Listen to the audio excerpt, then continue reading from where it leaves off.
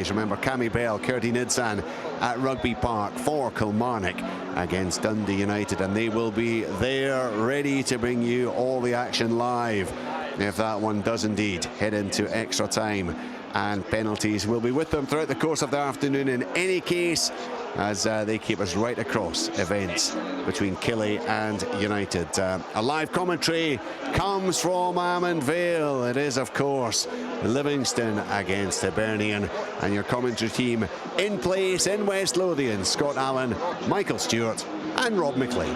Thanks, Richard. What we know for sure, of course, is that Aberdeen will play Motherwell, and it is going to be Partick Thistle against Celtic in the League Cup quarter-finals, the Premier Sports Cup quarter-finals. So just those two big issues to be resolved.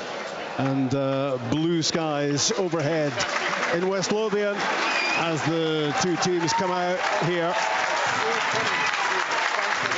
looking to earn the right to go to Ibrox in the next round. Will it be Livingston?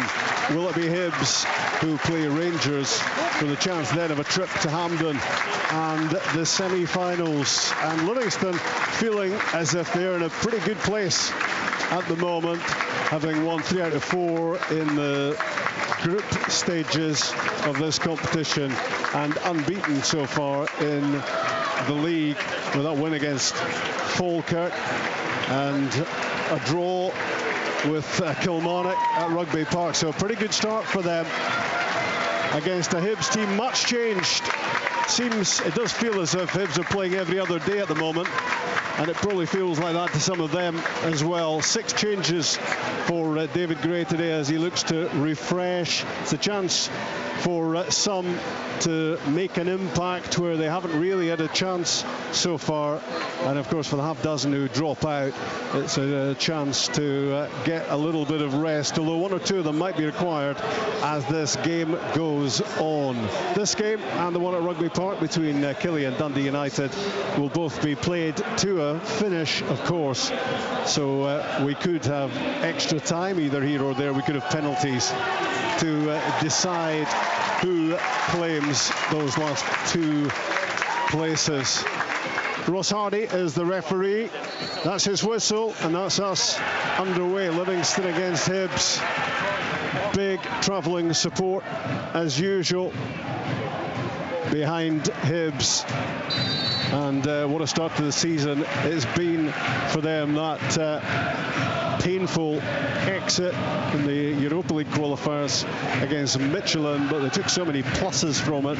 Then of course another couple of nights of drama getting through against Partizan Belgrade, and they might be off to a flyer here as well with a dipping shot from the edge of the box. Well, it's Thibaut Clige in for Kieran Bowie in the central attacking position. It dropped so invitingly, it was missed by Livingston. Just a long ball down the pitch, and a dipping shot was going in until Prior touched it over the top.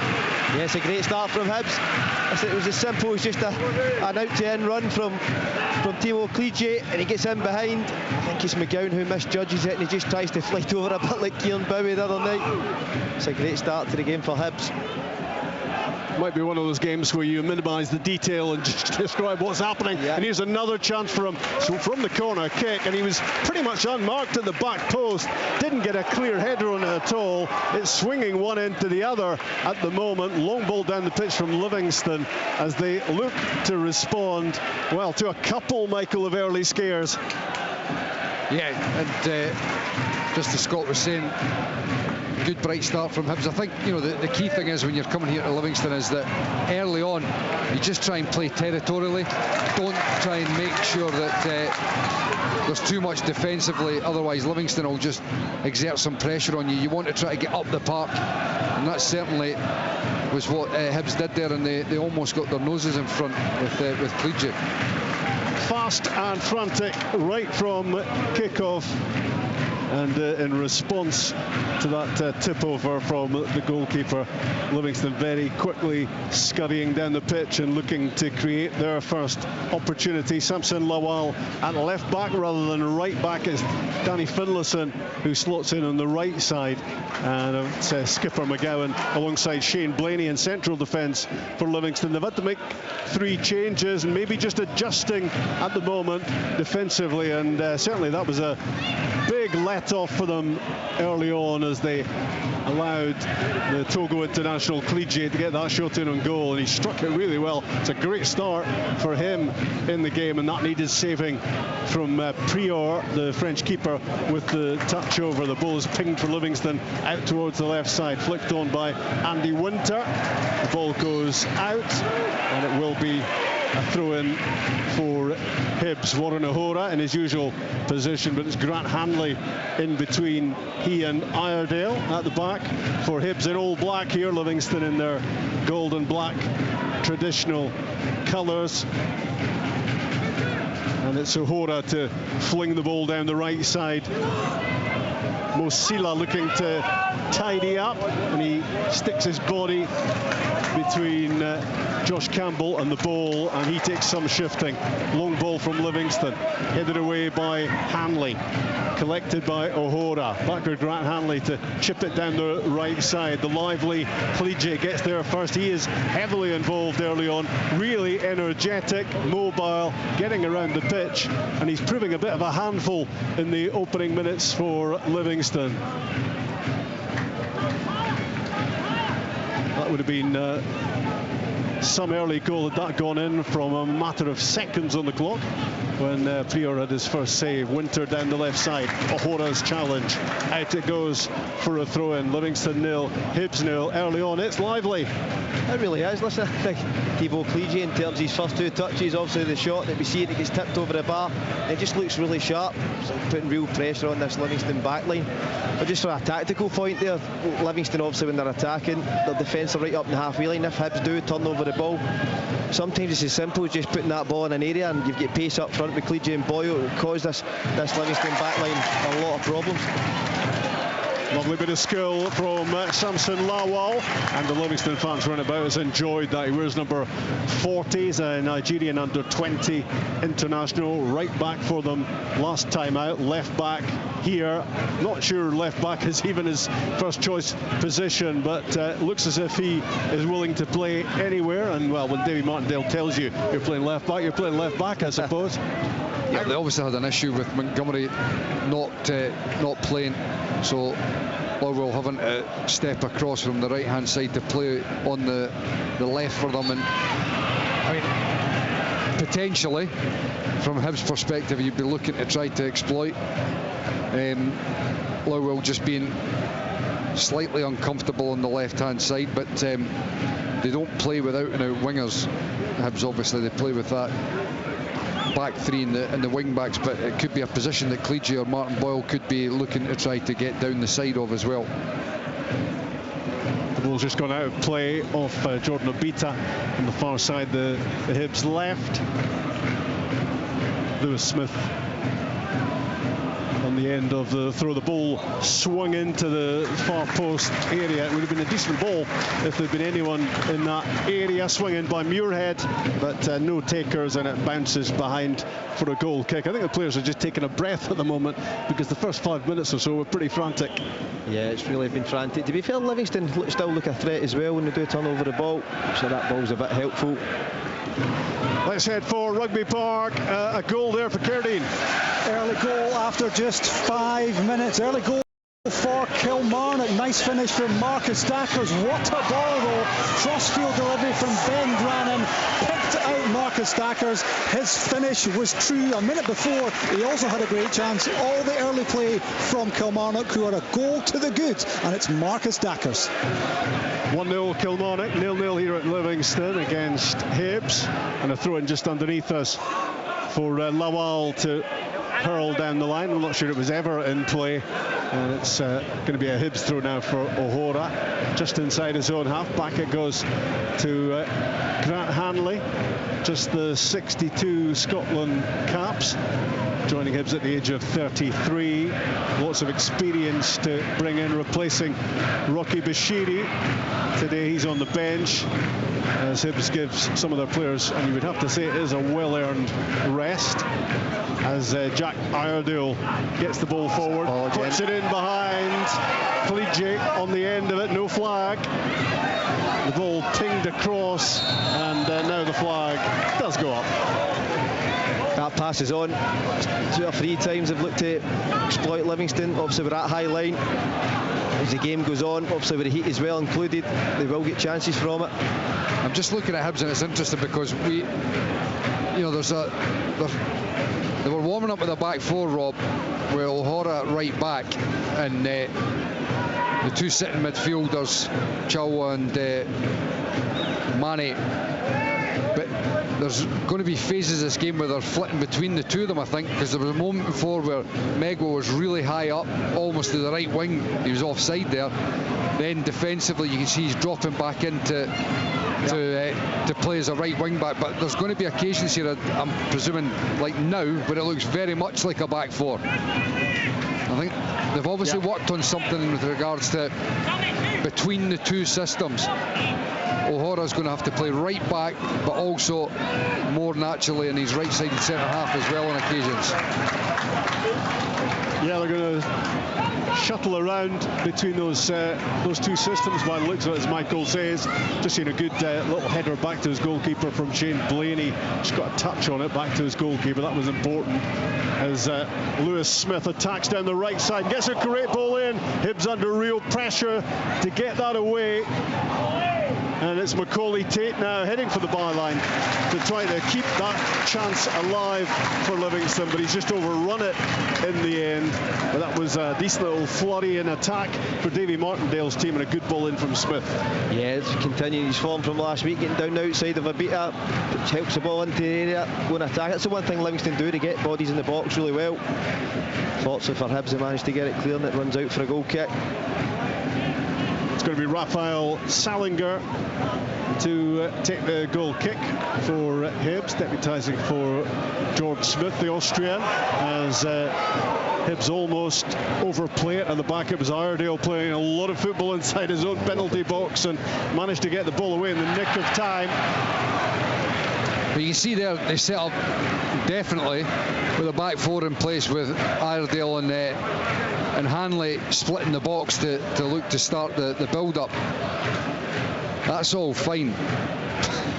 But you need to be, when you're doing that, then you need to be passing between the lines and getting the ball forward as well. And you need everybody looking for the ball. When the ball got played out to Obita and he plays the ball round the corner, that's exactly what you want to be doing, because it breaks the press and then you're able to attack from that position. If you're playing inside the box and you start playing far too many lateral passes, you're just asking for trouble. Down goes Macaulay Tate, the 19-year-old on loan from Hearts, bundled over by Josh Campbell. Free kick for Livingston, just a few yards into Hibs territory. Mosila touches it back to Blaney. Alongside him is skipper Ryan McGowan, then out to the right side for Finlayson, who gets the break of the ball and looks to drive it forward. And back into the box it goes towards Robbie Muirhead, and very smartly off his line with Salinger there. There's half a chance nearly popped up for Livingston's number 9. Balled out to Hanley, and now O'Hara right side down the line. It's a really nice ball curling in behind Blaney. Martin Boyle is off and running. Can he create something here? Well, it's a great bit of defending by McGowan in the end. He got there just in the nick of time as Boyle was trying to square that for Cleage in the middle. Well, that's a perfect example of when they're building up there. It was a back 4. O'Hara's right on the touchline, played a brilliant ball down the line into that area that we've just been talking about, where Hibs could look to exploit on their right-hand side, Livy's left. The problem was Martin Boyle, just when the opportunity to perhaps play the ball across the face of the goals for Cleage, he just took an extra touch, and then the opportunity was closed off, and Ryan McGowan came across and defended it very, very well.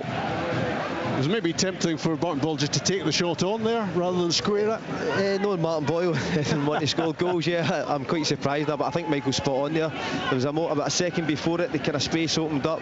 Cleege was coming across the 6-yard box, and he's got to fire it across. He takes that extra touch, and ultimately the angle's closed off. But listen, that ball for him is genuinely simple. It's just putting it in an area and allowing your guys with the speed up top to get down the sides of this Livingston defence. And Day Winter looking to win the ball in the middle, which he does for Livingston. Now Lewis Smith just trying to get away from the challenge of Chaiwa. And advantage is played. It was a late lunge from the Hibs midfielder, but Livingston have it. The attack goes on. Lewis Smith tries to reverse one into the box, and it just skips away from Pittman, and behind for a goal kick. Livingston 0, Hibs 0.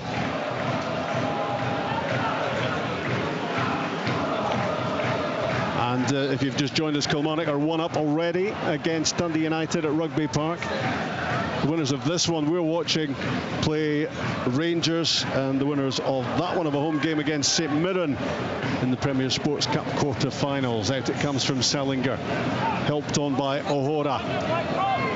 Chasing it was Megwa, and the ball goes out for a Hibs throw-in, right-hand side, midway into the Livingston half. Back for O'Hora, Hanley behind him, takes a touch, has a look, and then chips one, looks to knock it in behind, helped on by Cleege, headed away by Blaney. Up goes Mosila to get it clear for Livingston, and the ball breaking the way of Macaulay Tate. He just hurried his pass and he played it long, and it's way beyond Robbie Muirhead and through to the Austrian keeper Salinger. All in pink as he flights it downfield for Thibaut Cleege to work it on, looking for Boyle. Cleared by McGowan, lofted downfield. O'Hora's header. Megwa tries to get there. Well won by Sawal. And now O'Hora with another ball in behind. Out comes Prior, the goalkeeper, with a really well-timed header. And he picked out Sila to keep possession as well, with 2 Hibs players raining down on him. Well, it's something that Hibs have clearly worked on, and you can understand that because Cleege looks like he's quick, explosive, and Martin Boyle likewise. They're trying to get that ball in behind the Livy defence as quickly as possible, and they've looked dangerous so far, Hibs. Lewis Smith jinks inside, curls one to the back post again, maybe just a little bit too much on it that time. Gets away from Muirhead and again bounces behind. Goalless early on at Ammanville between Livingston and Hibs, with those 2 big games coming up against Legia Warsaw for David Gray's team. The first leg is Easter Road Thursday night. They go again. These games come quick fire at this stage of the season. Big opportunity for Hibs to try to get to the group stages of a European competition. Imagine Scotland with 4 teams in the group stages of Europe. How would that be? Again, great movement from Cleege. Lovely touch, lovely skill, and he's clattered by McGowan, who gets a yellow card for it as well. It's maybe a foul worth committing because Cleege was in behind him, all set to do some damage. He's looked lively so far, hasn't he? Very good. He really has. He sucks him in there with that touch, obviously having the quick feet and that speed that we've seen. I think McGowan thinks he's going to come across. I think take the ball hand in man, and he just manages to flick it away from him. Ryan McGowan now on a yellow card. Listen, they haven't even thought about it, but when they're opening up, they're just looking to hit that space. Not the tallest Thibaut Cleege, but very mobile, very quick, and some really good touches early on here. And this free kick now for Hibs, left side. Can they get themselves in front? Tabita, who leaves it to Martin Boyle in low, and defended well enough by Livingston. The clearance completed by Tate. Collected again by Boyle. Then it's Alassana Mane on the ball, just on halfway with Miguel Chaiwa alongside him. And now it goes right side for O'Hora. Into the feet of Campbell, out from Megwa. Hooked forward by Chaiwa, but he was under pressure as he did so. As down goes Shane Blaney, and it was it's a booking for Thibaut Clige. What's the referee doing? Seriously, what is he doing? You know, Chaiwa plays the ball around the corner. It's not a great connection. It's short. Blaney's clearly the favourite, but Clige's, he's at full pelt trying to come across, and there's just a collision between the two players. And by the way, as soon as it happened, you could see the referee was putting his hand in his pocket, pulling it yellow, and you're thinking, no. Well, Ross Hardy is making a rod for his own back at the moment, isn't he? If that's a yellow card, then he's going to be showing a few more in the course of this game, you would imagine. It's just a coming together of two players. Back it goes from Blaney to goalkeeper Prior. You know, see moments like that, I'd love to ask the official, what is it you've seen that you think constitutes a yellow card? Yeah, I look forward to the answer. The ball in the middle of the pitch for Livingston, with Mo Sila doing very much the job that he was doing for Dundee last season. Now Blaney flights it forward, headed away by O'Hora. It's just the sort of ball Warren O'Hora probably wants, because he's able to head it away rather than it being played into the feet of Andy Winter, which is probably where he wanted it. It's gone out for a throw-in for Hibs, midway inside their own half. We're still goalless in this League Cup last 16 tie. Two of them to be sorted today. Killy ahead, but this one still very much in the balance. O'Hora with the long throw down the touchline, headed away by Blaney. Sila gets there, screens it so well from Campbell, back to Prior, and he rolls it out to the right side for Danny Finlayson. Into the middle for Pittman, clipped out right side for Lewis Smith. Good closing down from Hibs. It was Obita stopping the flow of passes for Livingston, who hit it long, and there's time for Hanley to play it back for Salinger to launch it forward. Martin Boyle almost on the end of that clearance. Sila calms things down for Livingston with a pass to Lawal, and back it goes for Prior to kick long this time. It's well won by O'Hora, helped on by Megwa. In goes Campbell. Sila winning it. Lawal's challenge, able to prod the ball forward. Now Pittman, Mr. Livingston. And a lovely flighted pass from McGowan out towards Smith, who keeps it in. Lewis Smith against Jordan Obita. In comes the cross, looking to stand it up, back post. Down goes Livingston player in the 6-yard box. It was Winter, who then picks himself back up. The home team still in possession with Tate and Lawal left-hand side. And in the end, it is Chaiwa who gets a foot in to prod the ball out of play. Through in Livingston. Samson Lawal, the 21-year-old Nigerian, inside for Winter. The ball intercepted by Megwa, and it's another of those long balls. And McGowan reaching for it, backtracking to get his head there. And Josh Campbell is pulled down for a Hibs free kick right in the middle of the pitch. I understand why all the Hibs fans are having a word with the ref, because like, again, I think at this stage of the game you can probably, you know, make a good case to say have a word, calm it down, no yellow card. But when you've just brandished a yellow card to Clige for absolutely nothing other than a collision, you've just allowed Silla off with what is a cynical foul. Yeah, which he puts himself should be a yellow card. He puts himself under pressure, doesn't he, the referee, by that crazy yellow. The free kick in the middle of the pitch, just about 15 yards into the Livingston half. It's Mane with the free kicks. A great ball to pick out Hanley, lofted in, and there was an offside flag going up anyway, but off his line to get his gloves wrapped around it was Jerome Prior. And we remain goalless at Livingston as the goalkeeper unloads it down the pitch, and Iredale heads it away, helped on by Campbell. Now it's Finlayson knocking it down. There's not too much time on the ball here for Tate, but he's played a lovely ball inside the fullback for Winter. Turning back the way Andy Winter. Macaulay Tate again with a cross ball in, drops at the edge of the area. Good control from Smith, tried to link it with Finlayson, but it was seen by Obita, intercepted back to Iredale to clear, and it's up towards Kalidje, who's bundled over. And of course every free kick now that goes Hibs' way, or should be going Hibs' way, the Hibs fans on that far side are looking for a yellow card to go with it. Well, it's just also given the fact that it's Silla again. I don't think that's a yellow card, but it just hammers home the point that the ref's made the rod for his own back, you know. And when you add up those two tackles in quick succession, you can understand why the away supporters are not best pleased. Chaiwa under pressure did really well to hold off the challenge of Tate, and then just overhit the ball forward.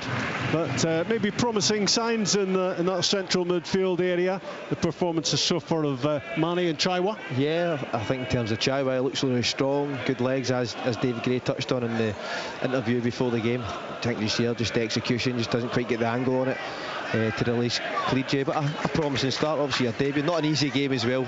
Obviously coming here on the AstroTurf, Livingston, who we know like to make it really competitive against you. I think Hibs probably started the better of the two for me. Lawal's pass for Livy into the feet of Muirhead, spins on the halfway line, knocks it in behind O'Hora. One for Andy Winter to chase. O'Hora back to Salinger, and he just launches it first time up. Nice little layoff again from Kalidje, flicked on towards Boyle. He hurdles the challenge, Martin Boyle. Right hand side, edge of the box, now into the area. Can he get the shot away? Shut down in the end by McGowan, and it spins away as Hibs threaten on the attack again. Martin Boyle goes down there, McGowan's off, he's quite high with it. But again, it's just simple, just a ball into an area. You have speed front, causes all sorts of problems. We're not used to seeing Livingston, obviously, when they played in the Premiership before, they had a really low block, made it really difficult. You can see there's been a complete change of style about this side. Well, there has eventually been a booking for Mo Salah. A tot-up of fouls, presumably for Ross Hardy, who is doing his paperwork now. Hibs with a corner kick coming up, but some physio action on the halfway line. Is it Jack Iredale? Josh Campbell there. Josh Campbell. Yeah, hobbling forward ahead of this corner kick. Sela running the risk as well. Vanilla, Josh Campbell's been on to every second ball that's been dropped into that midfield area when it's been cleared from a Livingston player. Sela's been on the wrong side of him. Here comes the Hibs corner kick then. Jordan Obita to swing this in, and it's Sela who's there to head it away, only as far as Campbell. 25 yards out, great hit from him. He really caught that one, Josh Campbell, and it's beaten away by Prior. Hibs still have it. It's Alassane Mane with the curling, dipping ball in. Wasn't too far away from being on a very good spot, but again, off his line comes the goalkeeper to make the save. Back it goes to Prior. He didn't want that back pass with Kalidje bearing down on him. Gets it away in the nick of time. It's a great strike from Josh Campbell. Doesn't try to hit it too hard. It's all technique. Forces a good save. Livingston a little bit nervy at the back now. Don't know if they're playing out or they're going long. Another goal at Rugby Park, Hibernian. An equaliser, 25 minutes played, and substitute Owen Sturton has got a tidy finish into the bottom corner to make it Kilmarnock 1, Dundee United 1. He's on because the United injury jinx is struck again after 16 minutes. Max Waters had to limp off injured, but what an impact substitution. Sturton makes it 1-1. Jim Goodman must be wondering what he's done wrong, maybe in a previous life. The number of injuries that Dundee United are getting this season, Waters the latest. But I think Owen Sturton's a player we're going to hear more and more about this season. Looking really good, and he's got the equaliser. Yeah, obviously good to see a young Scottish striker coming on, having an impact, getting that goal. Seen quite a lot of them last year at Montrose, and He's a proper striker. Likes to use his body, knows where the goal is. So yes, Waters isn't off, but it's an opportunity now for Sturton to come in. Oh, great ball. The ball swept out wide. Really nice one from Cleege out to Megwa. Jinking his way up to the edge of the box. Just took too long to make up his mind. And Lawal is able to play it off the Hibs player and out for a throw-in underneath us. It was great play from Cleege. Yeah. But as soon as it went to Megwa, it just didn't look like he was convinced that he was going to get past the opponent and whip the ball into the box. Lawal flings it forward. Robbie Muirhead was being held by O'Hora. The ball goes back to Salinger, who's happy enough to play it out into the feet of Mane, even in a tight situation. Long ball this time from Hibs, headed away by McGowan. It's going to drop for Obita, left-hand side. And the black shirts getting themselves into the box as the ball is slotted into the middle for Chaiwa. Mane plays it wide for Obita. Two Livingston players teaming up in front of him to stop the cross. Slipped in though for Martin Boyle. 25 yards from goal. He dinks it across to O'Hora.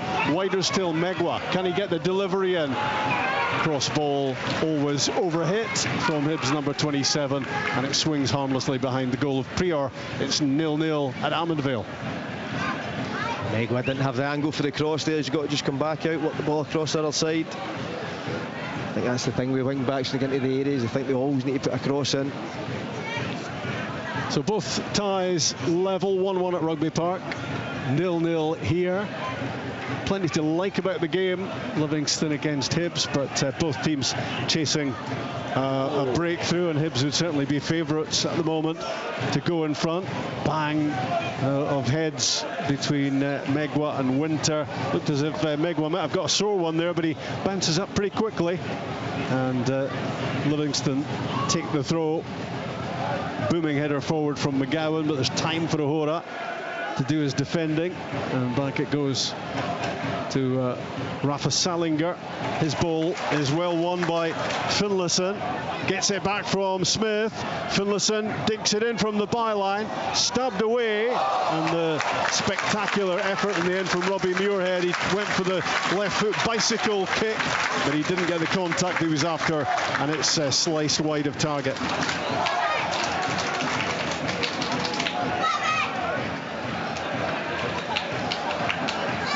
Goal kick Hibs. Both these teams with 4 Premiership points out of 6 so far.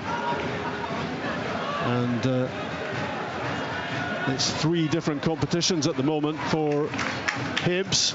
And David Gray using his squad accordingly today as Lawal finds a little gap to prod the ball down the touchline, but nobody is able to get on the end of it for Livingston. Out for Hibs throw-in. Warren O'Hora to take this. 6 players left out from Thursday night for Hibs, all on the bench, and could feature if required later on. And it's an energy-sapping day, and even from an energy point of view, everyone could be required here today as Sila turns the ball back to Lawal. Working a little 1-2 with Winter. Lawal lively down the left-hand side for Livy. Behind him is Shane Blaney on halfway, who squares it to the captain, Ryan McGowan. Clipped left again for Samson Lawal, as Livingston just slow it down, keep the ball right in the middle of the pitch at the moment with McGowan. Nothing doing for him, so back it goes to Prior. Just outside his area, the French keeper started his career with Bordeaux. Plays it forward. O'Hora heads it away. That Campbell versus Sila battle continues. Back with Grant Hanley. and it's played out by the goalkeeper Salinger to Chaiwa, who stumbled when the ball came towards him. Then he went down, and the free kick is given against Macaulay Tate. It was a close call. Yeah, that was a close one for me. Chaiwa checks his shoulder, thinks Macaulay Tate's going to gamble and go left. Tries to do him with a bit of skill, and then Macaulay Tate checks his run. For me, just get away with one there. Macaulay Tate didn't look like he complained though. I mean, it's difficult. I'm with you. I didn't think it looked like a foul. But then I was looking at Macaulay Tate's reaction, and it was just as if he thought, yeah, accepted it. Hibs were working the ball down the left-hand side there, and Cleege hits the deck. He was trying to work the ball on towards Obita.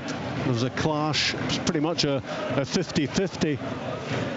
But I guess Thibaut Cleege has to watch himself now, having been mysteriously yellow-carded earlier on. He's all action, he's everywhere, and he certainly doesn't dip out of a challenge. Play goes on with Shane Blaney on the ball, looking to angle one wide for Smith, but Obita is stronger and wins it for Hibs and turns the ball inside towards Miguel Chaiwa. Hibs working it left to right. Hanley to O'Hora. Ahead of him is Megwa, who can take it in and have a look and then spin and find a little bit of room. Alassane Mane spreads the play and again finds Jordan Obita, who hooks it down the left side. And the pace of Cleege, he really is quick, and he wasn't favourite initially when that ball was lofted forward, but his pace got him in behind Finlayson, and Hibs force it for the throw. It looks like he's got something, Cleege. You know, you can certainly see that he's ideally here today. He's brought a bit of energy to the side.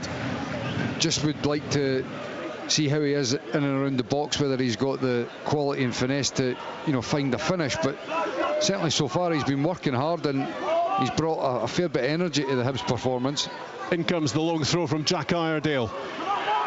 Livingston get it away, and the Miguel Chaiwa effort from 25 yards misses the target. He was trying to curl it and dip it towards the top corner, but it's gone for Prior comfortably wide.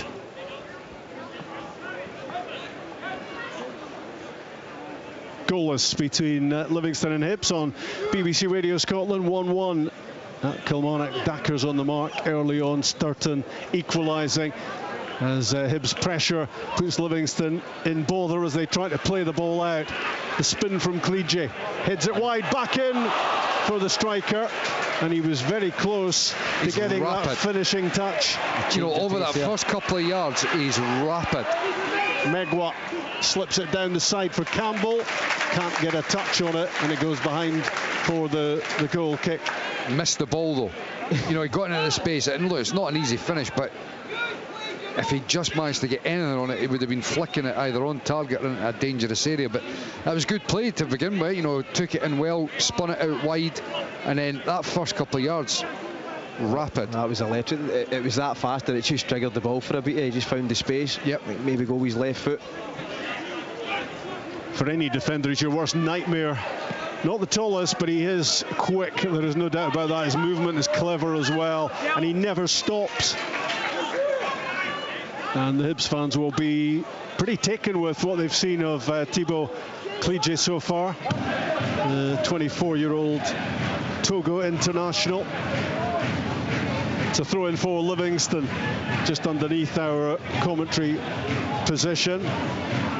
He could get a slap here from Davy Martindale, who's throwing his arms around in animated fashion, very close to the point where Samson Lawal was taking that throw, and the ball has gone back out. Not too much for Salinger to deal with so far, replacing George Smith in the Hibs goal. It's a horrible throw, that, isn't it? See it, Michael? It's twice Lawal has bounced it into, I think it's Macaulay Tate. He was under real pressure. Back from O'Hora to Hanley, had to hurry. He had Robbie Muirhead right on top of him there, the Scotland centre-back. But now Hibs are surging forward with Mane. Just didn't put enough on the pass for Clige. Had he zipped that, Thibaut Clige might have been in with another opportunity. Hibs still have possession down the left side. Obita slipped in for Boyle, takes it, turns, spins, rolls it wide again, and backtracking Lewis Smith managed to get it away from Livingston. Hibs have got a bit of momentum about them, looking for the cup tie breakthrough. Mane tries to curl it wide, he was short with the pass for Obita. Lewis Smith intercepting, and he tries to reverse a pass towards Muirhead, but there was a tug at his shirt in the midst of all that, and it's going to be the latest yellow card flashed by Ross Hardy, this time for Jordan Obita.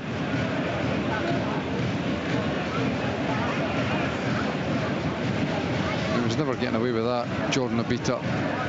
Sold short, Mane's pass getting intercepted. He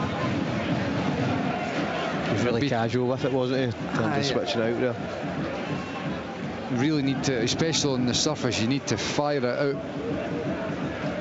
It was the same with the through ball from Chaiwa when he was trying to pick out Clige. It just was never going to have enough on it to run through.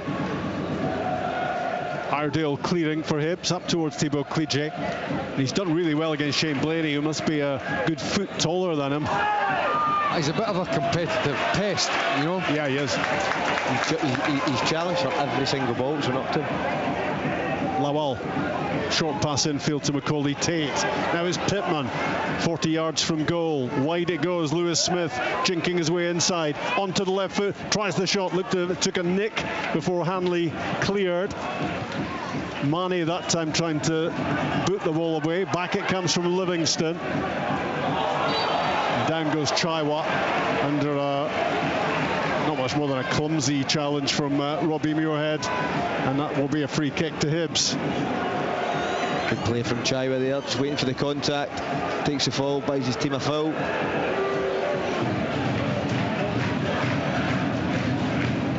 Livingston 0, Hibs 0. Davy Martindale, of course, has extended his stay with the club here now till the summer of 27.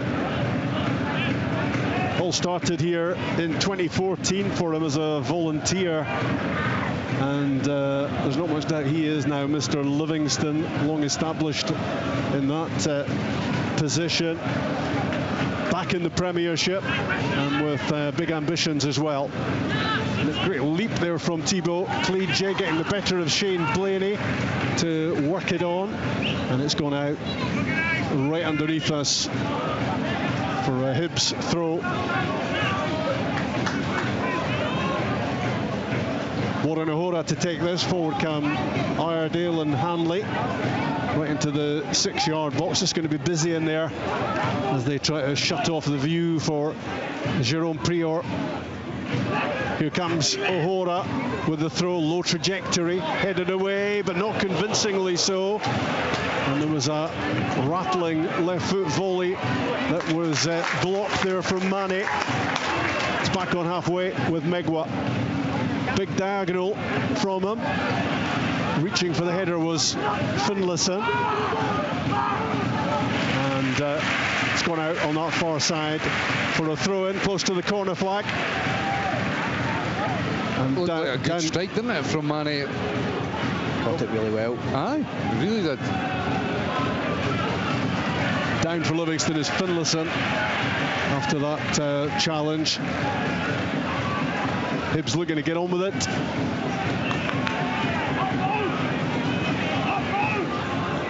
Another long throw for Hibs. Can they make one of these count? Still goalless in from Iredale, headed away by Sila. Collected by Chaiwa. Back it goes to Megwa. Miguel Chaiwa again, clipped into the box, dangerous looking ball, took a bit of defending. It was McGowan who got there. The ball spinning towards the byline, looked as if the spin was going to keep it in there for a moment. Hanley in the end playing it off Pittman and behind for the corner. I tell you, Ryan McGowan defends that really well, because it looked as if Grant Hanley had got goal side of him and was going to be able to out-muscle him, but he somehow managed to get his head on it and get the block in. Good defending from the Livy captain. There's a really awkward ball into the box. It was a really good ball into the box, and he's done really well, McGavin. And it will be a corner kick for Hibs. From the right side, Obita gets it back. He's on the right foot, Jordan Obita. It's gone behind off Macaulay Tate, who closed him down. So, see him again. Maybe this time he'll put the ball in the box rather than taking it short as he did last time. Yeah, Livingston defended that well. I think that was to get Martin Boyle, who'd peeled off the back, got himself to the penalty spot looking for the cutback. Livingston players quick to react. Jordan Obita tries again, another Hibs corner kick beyond the back post this time. Cleared by Sila, near post, does all sorts of good work to break things up. And here come Hibs, looking to force the issue again. The lively Cleege popping up all over the place. That time coming in off the left side, winning another corner kick. He's very, very direct. As soon as he picked that up, you could see he had only one thought in his mind, and that was to try to burst into the box, forcing Livy defensively into having to do something rather than just comfortably holding a position. The corner kick on the left this time. Martin Boyle swings it in, and swinging! Hibs have the big breakthrough. And it's Thibaut Cleege who gets the glancing header, and nobody deserves to score more than him. He's been absolutely outstanding in the first half. The Hibs fans have a new hero, and it's the Togo international with that flashing header which gives Hibs the lead. Yeah, Hibs have made that pressure count. It's a fantastic delivery, and Cleege, yes, he's got pace, he's been a menace all game.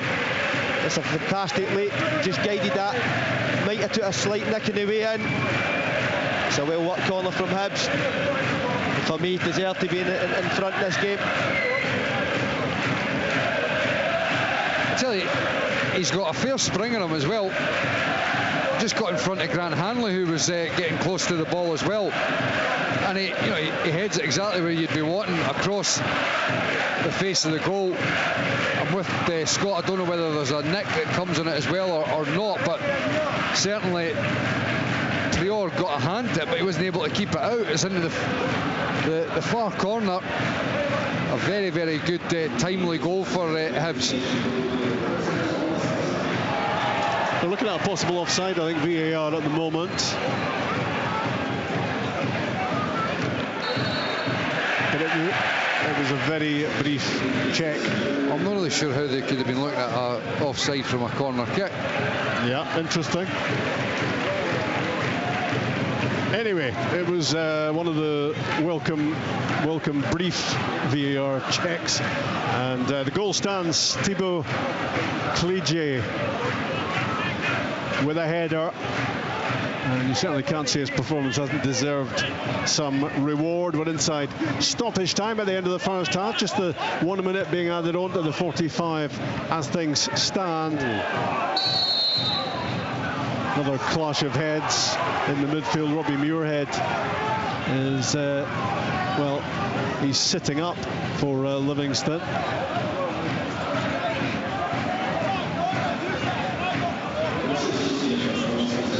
And it was Miguel Chaiwa who's okay for Hibs. And Hibs are looking to take a quick free kick, but they'll have to come back. And this will be pretty much the last action of the first half. And Hibs will reckon they deserve to be in front. Yeah, listen, I think they've gave everything they asked for today, especially off the back of that extra time. Guys coming in, making 6 changes, never easy. Hard venue to come and play, but for me, they've been the superior team. I think they've caused a lot of problems. Just by playing the ball into space and obviously carrying that speed that they do up front. Alassane Mane with the free kick, flighted in, but always too close to the goalkeeper. I know it's over. Well, it's not oversimplifying it. I don't know why he doesn't just reverse that ball into Martin Boyle, who's in now. Yes, the ball is swung wide right for Boyle. Quickly into the middle again. Blaney stretching to get a boot to it and send the ball behind. There'll be no time to take the corner kick. But Hibs have got themselves in front late on in the first half in any case, and their pressure finally paying off. There's been really nothing in the game to trouble Raphael Salinger in goal for Hibs, deputising for Jordan Smith. Jordan Smith just congratulating him at the moment on his first half performance, but in truth he hasn't had too much to do. It's been Hibs who've been asking most of the questions here, and the player who's really caught the eye has been Hibs number 18, deputising for Kieran Bowie. That's a role that probably nobody would want too much, the way he's been playing, but his ability has shown through the Togo international. Everything he's done has had a bit of quality about it. He is rapid over the first 5 yards, and the Livingston central defenders have found out all about that. He's also had some great touches, bringing other players into play for Hibs, and it's he who's got the only goal of this cup tie so far. Martin Boyle's in-swinging corner kick, his glancing header took a nick on its way to the back of the net, but a deserving scorer. The only goal of the game. Hibs on track for a place in the Premier Sports Cup quarter-finals in that trip to Ibrox in the last 8. Half-time at Almondville, Livingston 0, Hibs 1. The Scottish League Cup. Live on Sports Sound. Scottish football lives here. On BBC Radio Scotland.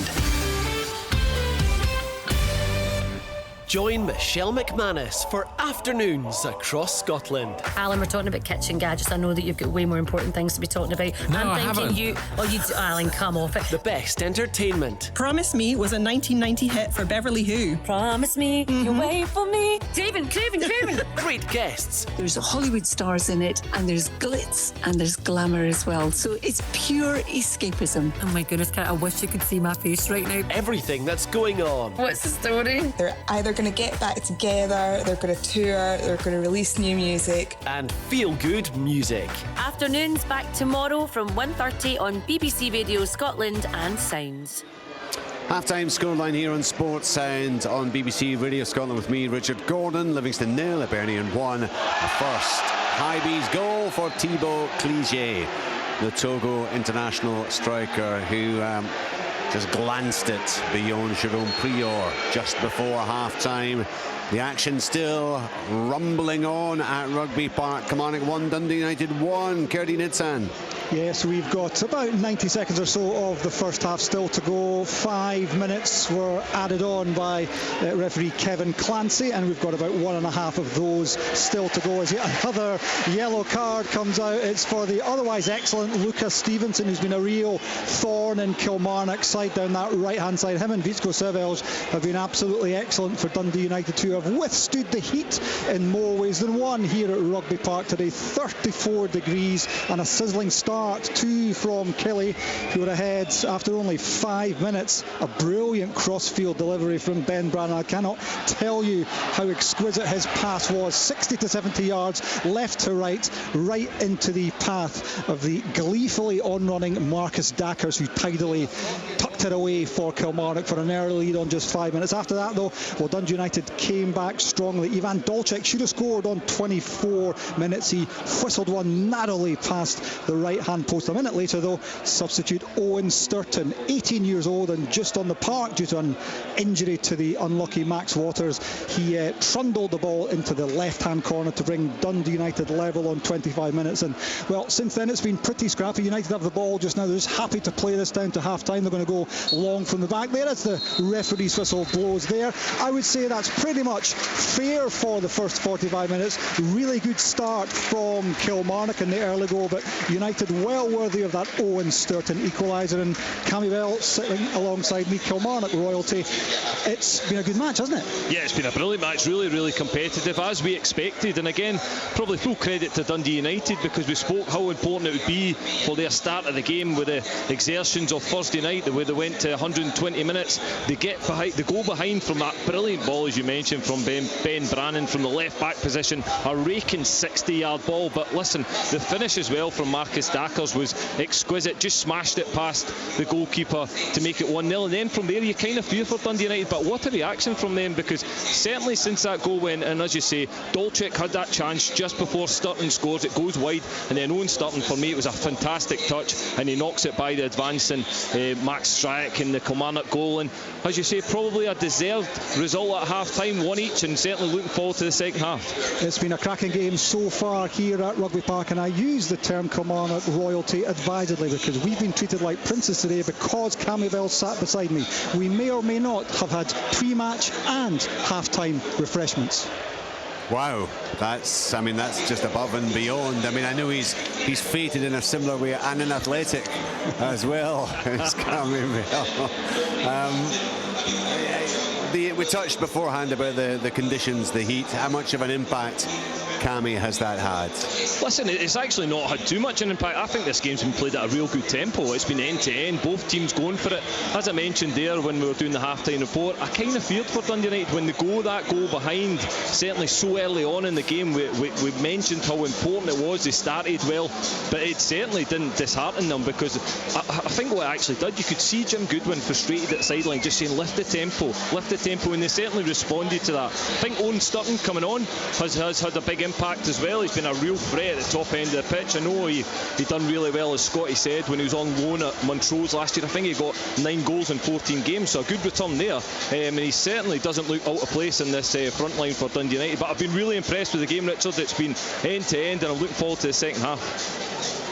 Yeah, it was a magnificent ball, wasn't it, that set up Dackers for that opening goal? Oh, it was a fantastic ball. It was, as Keradine said, it was all of 60-70 yards from that left-back position, diagonal across the pitch, all the way into Dackers' feet, and he just takes one touch. Again, you can look at defending and say it's not great defending, but certainly look at Ben Brannan's ball. It was absolutely fantastic, and what a time he's having in this Kilmarnock shot. Yeah, absolutely. Like, I'd seen the goal earlier, the Kilmarnock goal, just watched Owen Sturton's goal. Takes that so well. It's a lovely touch just to knock it away from the defender and open up that yard of space for him. Oh, it's a brilliant touch, Richard. Again, he needs to get that touch as the defender's lunging into the challenge. He just nicks it away from him. And as you say, he doesn't get the cleanest of strikes, but it's certainly great direction past Max Stryk in the Kilmarnock goal. And that'll do his confidence every good, because I genuinely think he's a fantastic player, Owen Sturton. He's got a real physicality about himself. He's also technically really good, and he can run in behind. So for me, he's got everything.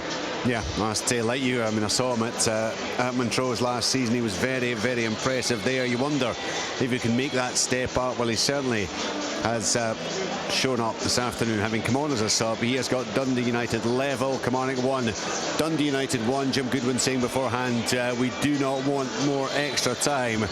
Well, right now, that is the way things are heading, although much can change, of course, in the second half. Kilmarnock 1, Dundee United 1 in the SWPL, which got up and running this afternoon. The new season kicking off. Glasgow City did so with a 3-0 win against Motherwell. Celtic just hung on to edge out Hearts by 2-1. And Rangers, despite losing an early goal to Montrose, were 6-1 winners, helped by the fact that Montrose had a player sent off soon after.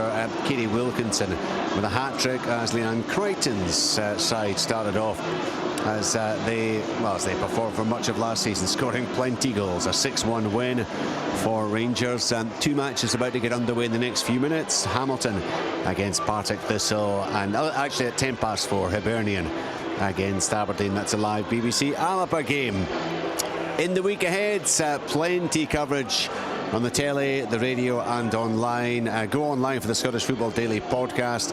SWPL highlights on the telly on Monday night, and of course live European action on the radio. Tuesday, Wednesday, Thursday, it's Rangers against Club Brugge first up on the Tuesday, and then Celtic, Kairat, Almaty on the Wednesday, both involved in the Champions League, of course. Hibernian in the Conference League take on Legia Warsaw.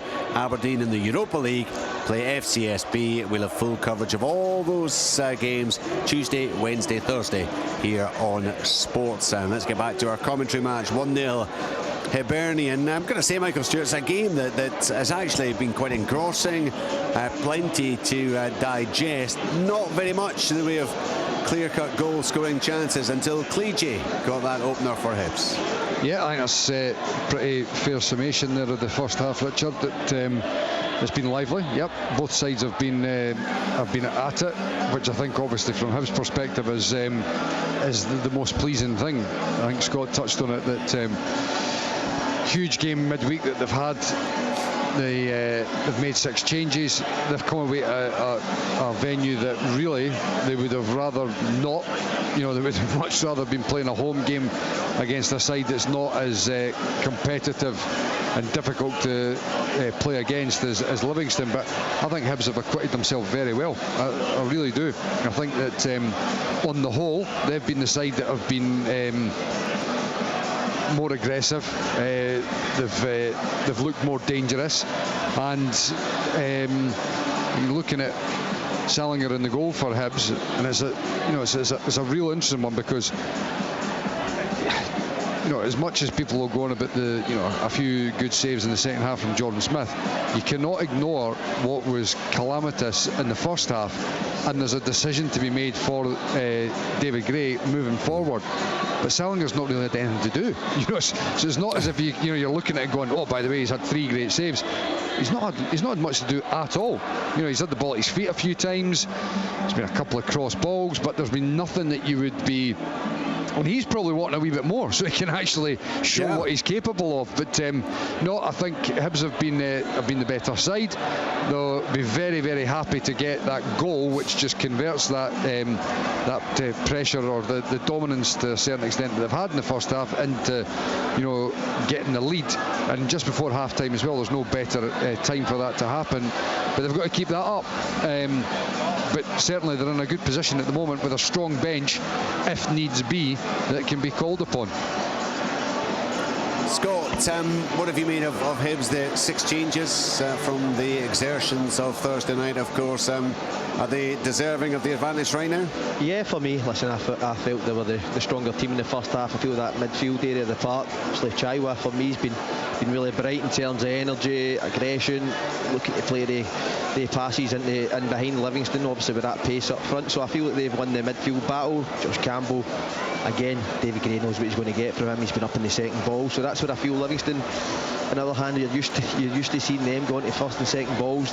Today it's been Hibs in that middle of the park, especially with these 6 changes as we speak about, and come to a Livingston stadium, which is never easy. I can't say I enjoyed it much coming here as a player, because we didn't really win that much when we came here. But in terms of what you can ask for your team, off the back of Thursday, guys coming in, Cleege up front, being a constant threat, obviously gets his goal to go with the performance that he'd put in before that. But I think Dave Gray will be absolutely delighted with how his team's performed in this opening 45 minutes. In terms of Livingston, the only real threat looks like it's going to come from Lewis Smith.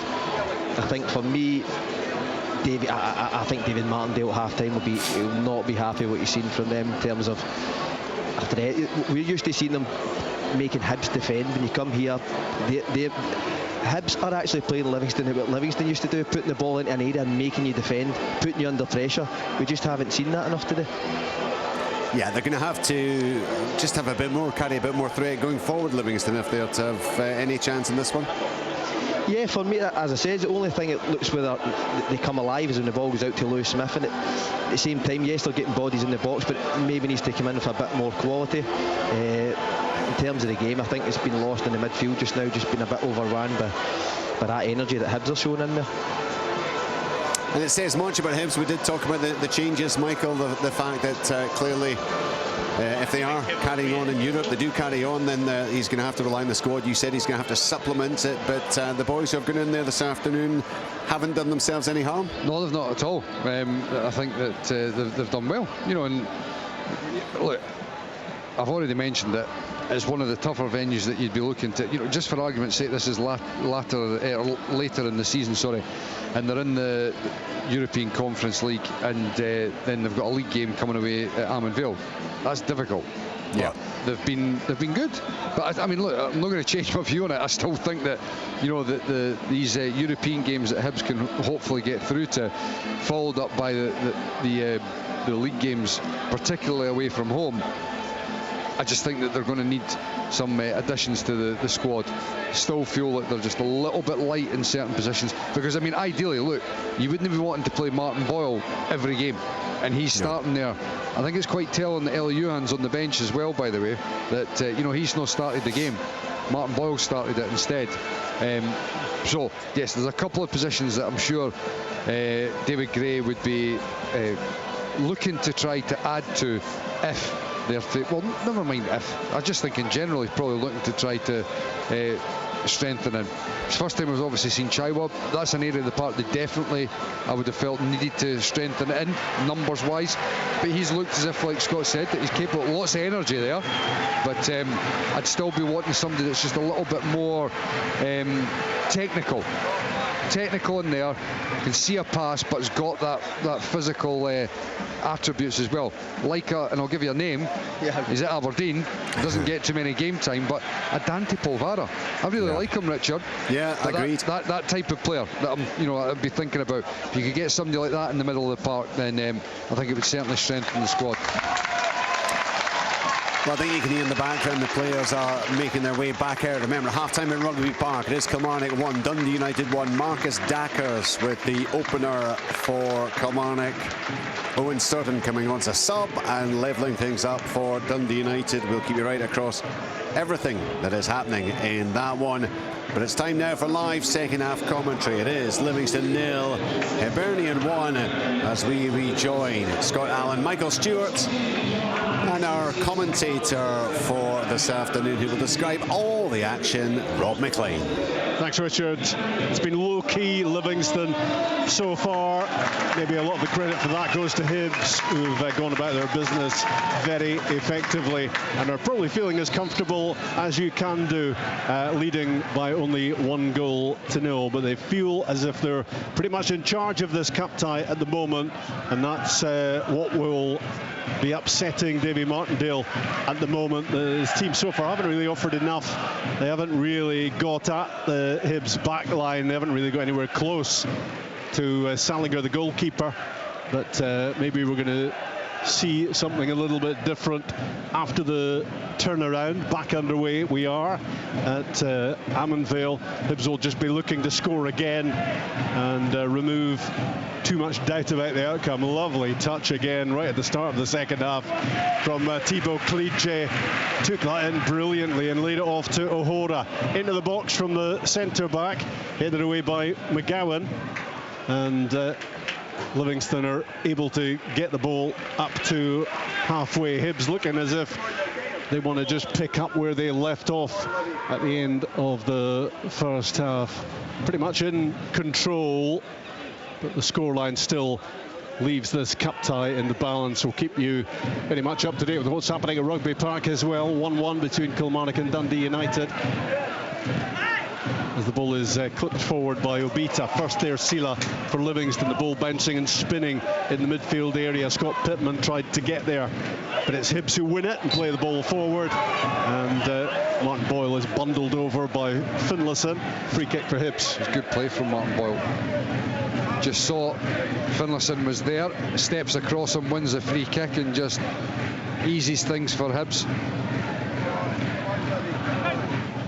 Iredale with the free kick, but he's sliced it, and it's going to go out of play down the pitch.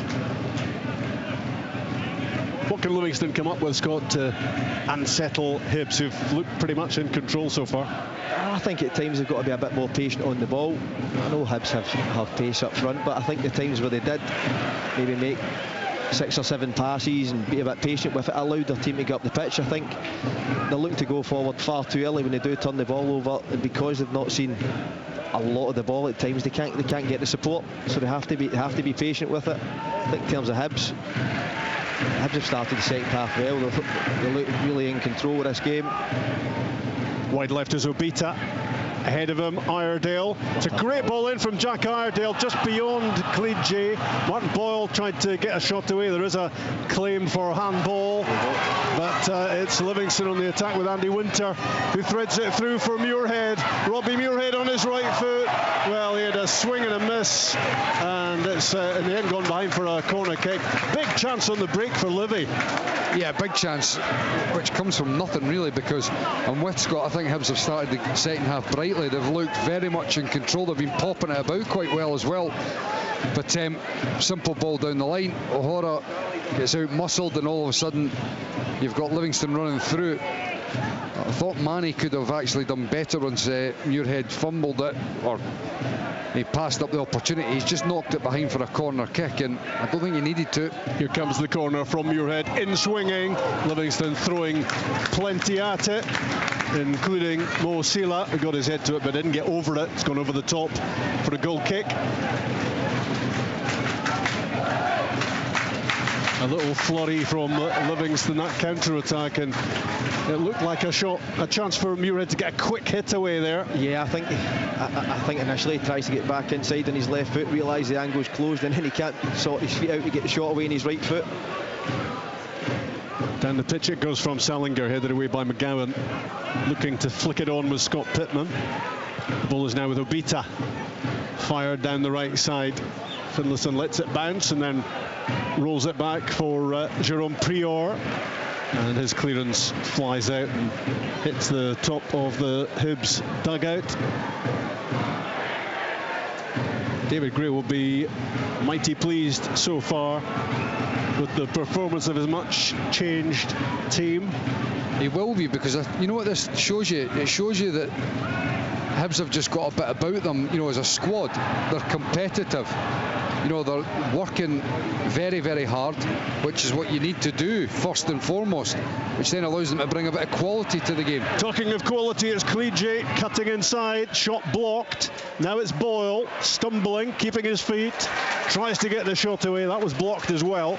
And the ball now with O'Hara. There's a real determination about Hibs to get this job done as quickly as possible. Megwa into the corner for O'Hara to chase, and it's escorted behind in the end for a goal kick. But they mean business, Hibs. That's what's, I mean, you just said it there, Rob, determination, and I think that's a good word to sum up, you know, Hibs at the moment. They've got that bit, they've got that little bit of needle in the team that, you know, let's be honest, Hibs have sorely lacked as a team for a number of years. Mistake by Finlayson, and it's Thibaut Cleage in possession again. Left-hand side, jinking in. Will he get the shot away? Thought about it, then he tried the back heel, didn't quite come off. Well, I guess he's human. Something occasionally doesn't come off for him. But, well, he's been a joy to watch so far. Clumsy challenge in the end on Muirhead from Iredale, and a free kick for Livingston. Just in terms of Hibs, there's nothing really intricate about how Hibs are playing. It's first and second balls. If the space is in behind, they're playing the ball into the space behind and making Livingston defend. They're playing to their strengths. They've got speed up top, they've got energy in the midfield. There's been nothing intricate about it, but it looks like a team who are together first and foremost, and guys coming in who know they need to fight to get in this team this year. Hibs still very much on top in the cup time. That's what makes little half chances like the one Robbie Muirhead had a few moments ago really important for Davy Martindale and his team. Could they find a little sucker punch potentially? They trail here by a goal to nil. It was Cleage right at the end of the first half as McGowan's in a bit of bother, needs help from Blaney, heading it away but only finding Martin Boyle. He's on the left hand side and he backheels it to Obita. Hibs looking to build something again. It's with Boyle just outside the penalty box. Hibs really be looking to get a second here and try and kill this game off. They're in the ascendancy, started the second half really well. They need to try and get a second goal when they're on top here. Chaiwa with a driving run, shrugging off the challenge of Pittman, and then linking again with Mane. They've been combining really well, those two. Yep. O'Hara wide for Megwa. And at the moment, Livingston are just trying to keep Hibs at bay. They can't afford to concede again. O'Hara with the ball into the box. Headed away by Blaney. Hibs are probing again. Sila stops Boyle, and Martin Boyle's follow-up challenge knocks over the Livingston midfielder, which is a fair old achievement, to be honest. Free kick given. Yeah, but what does that show you, though? You know, Martin Boyle's giving the ball away, then he's running, 10, 15 yards, putting Sila under serious pressure, trying to win the ball back. I've got to say, I've been very, very impressed with the determination and the energy that Hibs have brought to this performance. Yes, there's 6 changes, but then that in itself is fraught with danger of guys not being up to speed, just being a little bit disjointed. Everything that Scott said, it looks like a well-drilled side. They know they've got to perform. There's competition amongst the team, amongst the players. It's just another example of, for me, Hibs being in a pretty good place. Yeah, I think energy's another key word, isn't it? Hibs have got plenty of it at the moment, and Livingston just can't seem to come up with anything at the moment, which is going to turn this game their way. Muirhead spinning on halfway and plays the ball wide for Lawal. Wants it back, Muirhead, as Samson Lawal cuts inside instead. Macaulay Tate helps him out, but the ball doesn't stick for Muirhead. O'Hora has it. Given away, though. Interception by Lawal for Livy. Squares it to Pittman. 30 yards out, Scott Pittman. So disappointed with himself that he did not catch that shot at all. It trundles through to Salinger. He's a guy we've seen score a lot of goals for Livingston over the years. Started the season in fine form until his goal scoring record again. Doesn't catch that sweetly at all. And I put a lot of that down to that. See, on the AstroTurf, if you don't strike it cleanly, you can quite easily do that. Wide right for Livy is Lewis Smith. Smith against Obita. Now it's Finlayson, rolls it to the byline for Pittman. Up go the arms, claiming for an offside, and it was in towards Muirhead, and he couldn't get it gathered for the crack at goal. Frustrating moments these for Livy's number 9. And here they come again. Little flurry from the home team. Smith continuing his run to the byline. Across comes Iredale, and Jack Iredale is claiming that the last touch was off Smith, but it's going to be a corner kick for Livingston. Just looking to build up a head of steam, the home team. I don't know whether he was claiming it's coming off of Smith last, or he was just saying that the previous ball in behind, it looked as if Pittman was maybe offside. Yeah. The flag never went up, and it's, this is the second sort of wave of the attack after that. Muirhead's corner kick from the right side, swinging beyond the back post. Libby keep it alive, knock it down. Felice back on the penalty spot to get that away. Turning in the complete performance, the Togo international striker. Look at that from Martin Boyle. From his own penalty box. Chasing everything. Long ball lumped forward by Livingston.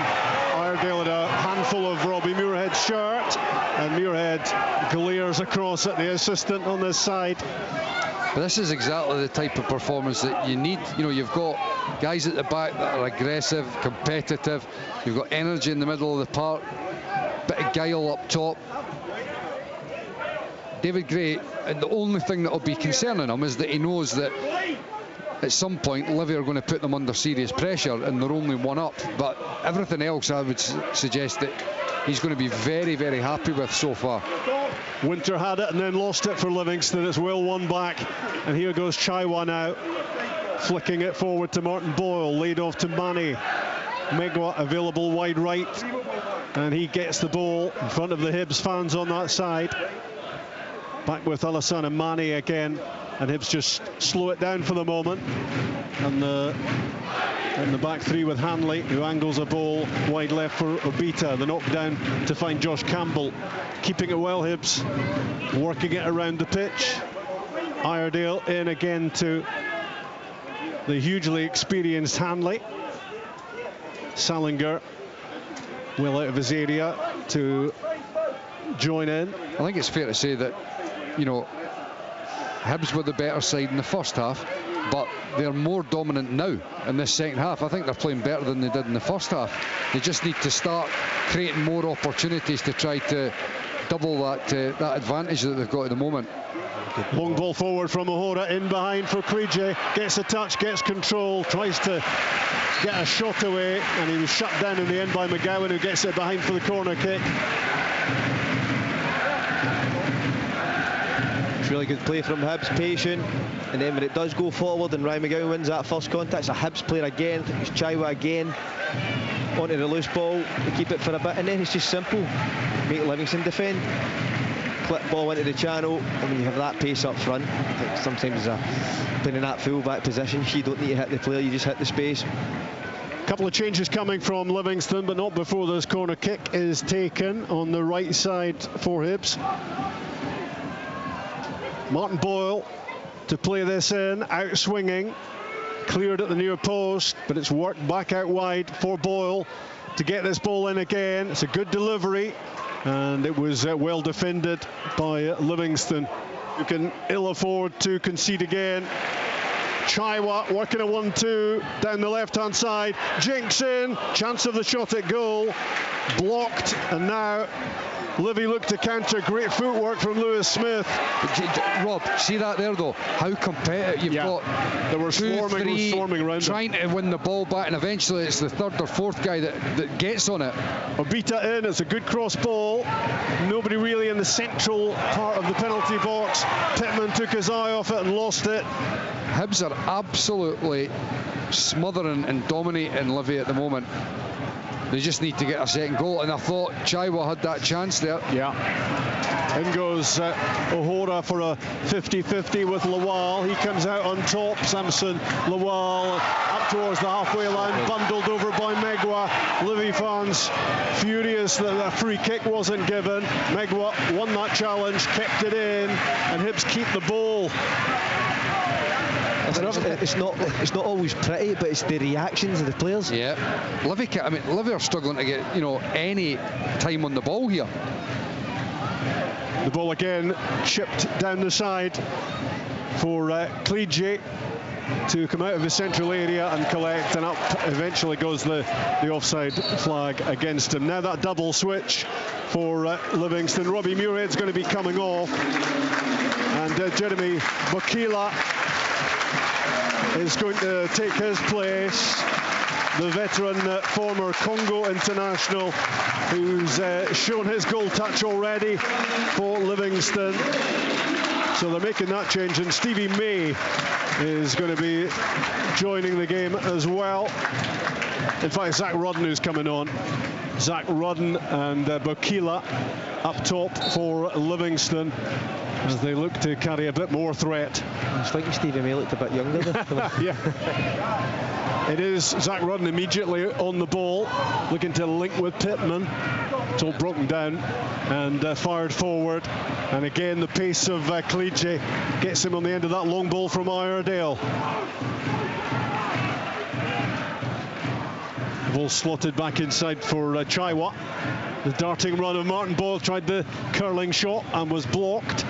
Lawal clearing for Livingston up towards Bokila, who gets the benefit of the call from the referee, a free kick against Jack Iredale. The Australian defenders just obviously claiming with the linesman that the two of them were at it. But one of those previous attacks, you're just looking at when Chaiwa cutting on his right foot, I was thinking he could have got the strike away quicker. In the end, he just waited a little bit too long and it got blocked.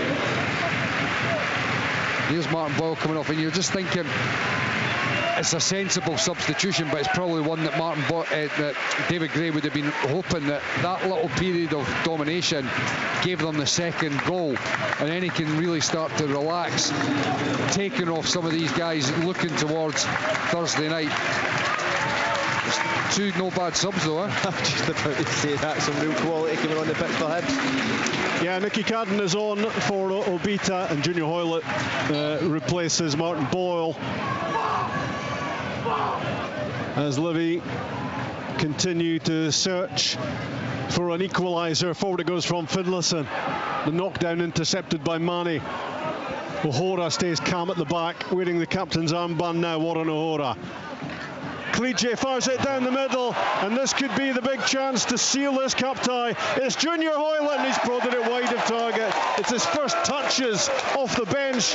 Junior Hoylett found himself in behind with a big chance and couldn't take it. I think that the linesman's put his offside, but I mean, it's his first real touches of the ball, so you can understand that he's not. But been nice to him, Michael. Yeah, but what I don't understand is why he's not used his instep. You know, opened his body up and tried to find the far corner. Interception by Macaulay Tate in the middle for Livingston, now Pittman. But again, it's really noticeable that the aggressive press constantly from Hibs. The black shirts constantly swarming around Livy when they're in possession, giving them no time. A few tasty challenges going in, and the latest one I think is going to be penalised by Pittman.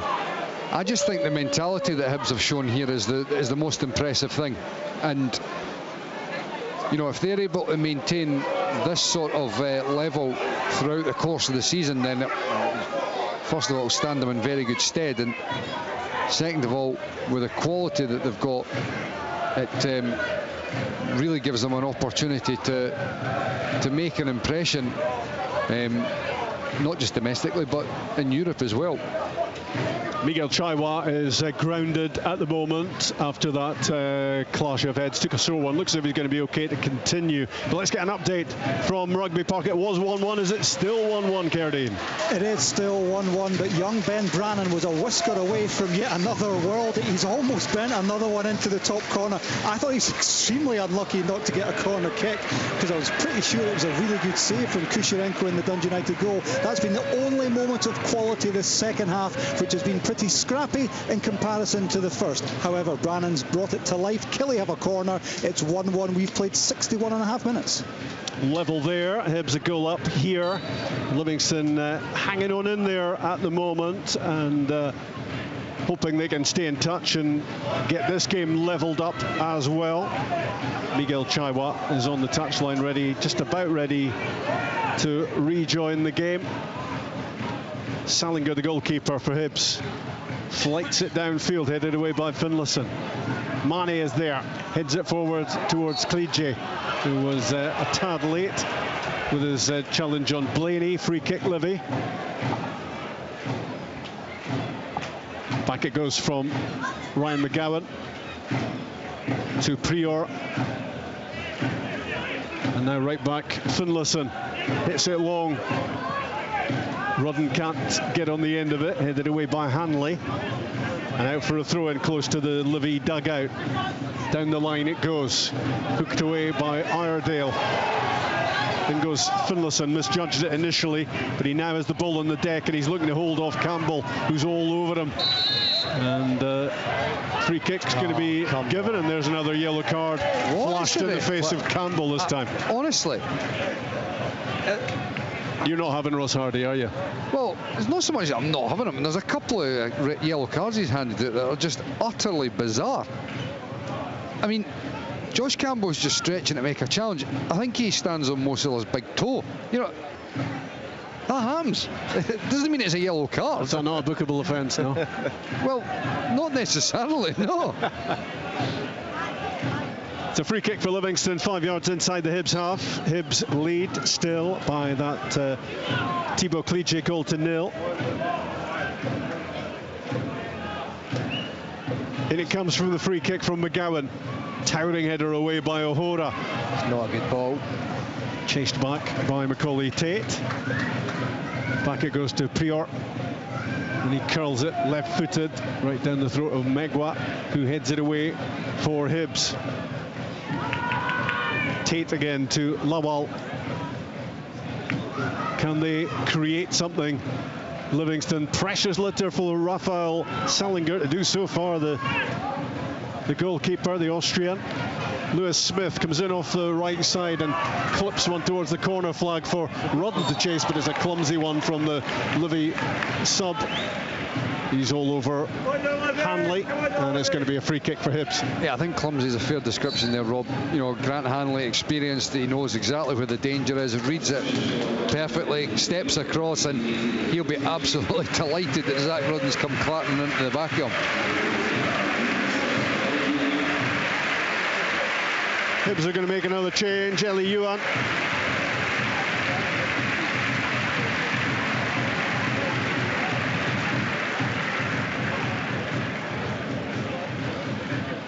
Clige gone off. he was happy with his performance today, so with his manager. Salinger launches it forward from the free kick, catching in the breeze, was just picking up a little. Lovely spin from Chaiwa in the middle of the midfield. Looks very unhurried in everything he does, Miguel Chaiwa. Well talked up before the match by David Gray, and he's lived up to that billing. And what a performance we've seen from Thibaut Clige, who's going to give David Gray something to think about, isn't he? Because I don't think there's any shifting Kieran Bowie at the moment, but he could maybe pick other positions in the attacking area. I just think up until now we hadn't really seen enough of him. We'd seen 8 or 10 minutes here or there in games, but I think now you've seen about 60 minutes I think we've played. We've seen different aspects of his game. You see his spring, obviously the goal's a fantastic goal from a set piece. That pace over 4 or 5 yards, which is literally lightning, and his hold-up play has been good. So it's been a fantastic performance from himself. I think David Gray, come Thursday, you'll look at that and you'll go, well, he's managed to get the minutes in his belt. Definitely took confidence from it. And I think the fans obviously now seen him get a good go at it. They can see what he could bring to this team. Well, whether that's from the start of this moment in time, I think Bowie and Boyle are two, of course, there in terms of the performances they've been putting in. But that ain't bad, having that coming off the bench at any stage of a game. It's great when you get guys like that knocking on the door, Michael, isn't it, and saying, play me. Competition for places there's no doubt. I mean, I think, naturally you'd be looking at it and thinking Clige with Kieran Bowie. They don't have somebody that you would look at as a replacement for Kieran Bowie, but here today with Bowie, with Boyle and Clige, that was great energy. They held it up well. The overall performance was good. Gives them something a bit different. But it's going to be difficult for him to dislodge the front two that are there, as Scott said, at the moment. Ellie Ewan in possession, 30 yards from goal. Wide is Megwa. Megwa plays it in. It's a great ball in. What a chance right in front of goal for Hibs to make it 2. It's cleared, and the follow-up effort is blocked as well from Nicky Cadden, and it's gone behind for a corner kick. That's good play. It's a great ball in from Megwa. I think it's Josh Campbell's just behind him, but it hits off his heel, maybe goes back on him. It falls to Nicky Cadden, and he just tries to absolutely blast into the corner. It's a good block in the end from Livingston. Hibs knocking on the door again. Livingston planning another couple of changes. Nicky Cadden flights in the corner kick, great delivery, and it was Zach Rudden at the near post who got a contact with his head to send it behind on the other side, and Nicky Cadden greeted warmly by the Hibs fans as he trots across to take this one as well. It was about a centimetre away from just going over Zach Rudden's head as well. Yeah, an important touch. Can hit a ball, Nicky Cadden. Hibs again looking for their second goal. Swung in by Cadden beyond the back post. O'Hora keeps it alive. Scramble defensively for Livingston. Bukila in the end gets it away. Chaiwa rolls it back out wide for Cadden. On his left foot, flighted again, long. Bit of a chase for Junior Hoylett to try and get on the end of it. And in the end it's gone out for a throw-in on the other side. I think Smith and Pittman are the two coming off here. I was just a little bit early with my Stevie May, but we got there in the end. He is going to be coming on this time for Livingston. And Conor McLennan is coming off the bench for the home team as well. The former Aberdeen and Ayr United last season.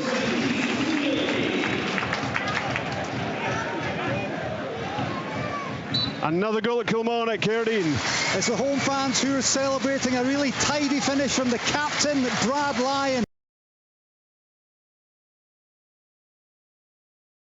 Slamming in from a nicely worked free kick. Kelty took it. It was headed back towards Brad Lyons, who took it first time and slammed it low into the bottom right-hand corner to give Kilmarnock a 2-1 lead on 69 minutes. And if Kilmarnock get through, they'll play Bradley's old team, St Mirren, in the quarter-finals of the competition. So 2-1 there. And Hibs on course here. Very much the better team, Hibs, but they'll still feel as if they need a second goal just to breathe a little easier. And the greatest thing about this game for Livingston is the scoreline at the moment, because they'll feel they're still in it as Rudden lofts the ball forward. Stevie May tries to get on the end of it. 100%, Rob. That is it. The best thing for Livy is that they're only that one goal behind. And you know, the closer it gets to 90 minutes, the more nervous and anxious Hibs will get that they've not seen it out. And it sort of changes things, because you don't get to like 15 minutes and you're humming and hawing about, you know, opening up and trying to get a second goal too much. Macaulay Tate 25 yards out, rolls it wide. Livingston looking to create something, fired in, blocked by Iredale. Suddenly a scramble defensively for Hibs to get that away. There's been little pressure on the back line in the game, but there was a little there. Grant Hanley been excellent today. See, just in terms of positioning, you can see he's talking the defence through it. It looks like he's slotted in seamlessly. Obviously, Rocky Bashiri's been outstanding for David Gray, but Grant Hanley coming in, obviously giving Dave that option if he does have to change it at times. He's got that experience. Obviously, he's an international, as we know, and a lot of experience down south, but fantastic today. It's another area of the team where there's increased competition, and that brings about better performances, and you can see that about Hibs today in their way they're going about this. The only thing missing for them is the second goal that makes things more straightforward for them. At the moment, there is still a way back for Livingston. In possession on the far side, Conor McLennan. Back it goes to Prior, and he just flips it out the other side to Finlayson, who's driving forward up to the halfway line and linking with Lawal. Gets it back from Stevie May, down the line for Zach Rudden. Across comes Iredale, just gets a toe on it to send the ball out of play. Livingston looking for a leveler. Stevie May rolls it back for Danny Finlayson. Hoylett does good ball winning work. Given away though by Nicky Cadden, who just rushed his clearance back in from McGowan, angled into the box, headed away by O'Hora, knocked down by May. He's just added a little bit of quality in the attacking areas for Livingston as Stevie May. Here goes Lawal for Finlayson on the overlap. It's a good ball in, crouching header away by Hanley. Fired in by Lawal, and Bakila looking to have a flash at it in the middle, and it's deflected behind for the corner. Good little spell this for Livy. This is the inevitable pressure that you know at some stage is going to come. So far, Hibs have defended their box pretty well. Scott already touched on it there with Grant Hanley. There's a couple of moments there where he's got his head and his foot in the way. They're going to have to do it even more. Stevie May's in swinging corner kick is headed away by Hanley. Collected in the middle of the pitch. And up and under from Macaulay Tate on the halfway line. Finlayson challenging for it. Bakila comes across to pick up the pieces, and Mani just gets a little bit tight on him. Down he goes, the Livy sub, and it's going to be a free kick on this right hand side. Chance for Livingston to get the ball in the box. Manny doesn't need to go and try and win the ball. He's got him facing where he wants him to, put him under pressure, make him go back. Instead, they have to defend another set piece. Stevie May looking to put this on the right spot for the home team. 1-0 down against Hibs. Can they introduce a bit of serious doubt about the outcome here? Well, Ellie Ewan is about maybe 7 yards from the ball, maybe 8 now. May swings it in for Livingston. By the way, that's a great header from Hanley. Yeah. He's going back towards his goal. He's leaning over the top of his opponent, and he still manages to head it away for goal. Conor McLennan on the left-hand side for Livingston. In comes the cross ball. It's Ewan's header away, only as far as Lawal in the middle of the pitch for Livingston. Macaulay Tate shifting it around Livingston. McLennan again, jinking his way down the left. Gets another good ball into the box, the glancing header, and it's going to be kept in by Stevie May, close to the byline. It's a great ball back in, and Zach Rudden's header flies over the top. There is hope here for Livingston. Yeah, I mean, there's definitely been a lift in the performance from Livy in the last 5 minutes or so, and look, it's inevitable. I just mentioned it there before. Hibs have started the second half really well, but you're getting close to 75 minutes now, and it's like you've not got to 2-0. The game's still there for Livy. Hibs are then caught between a rock and a hard place to a certain extent in terms of pushing to try and get the second, but equally not wanting to be too open. And inevitably Livy start to come back into things, and it just forces Hibs back. And it may well be that they've got 10 minutes of having to defend and hold on to their lead. Good defending again from Hanley, gets it away. Campbell's challenge on Sila, which the Livy fans didn't like. Hibs have it. Mane was taken out off the ball.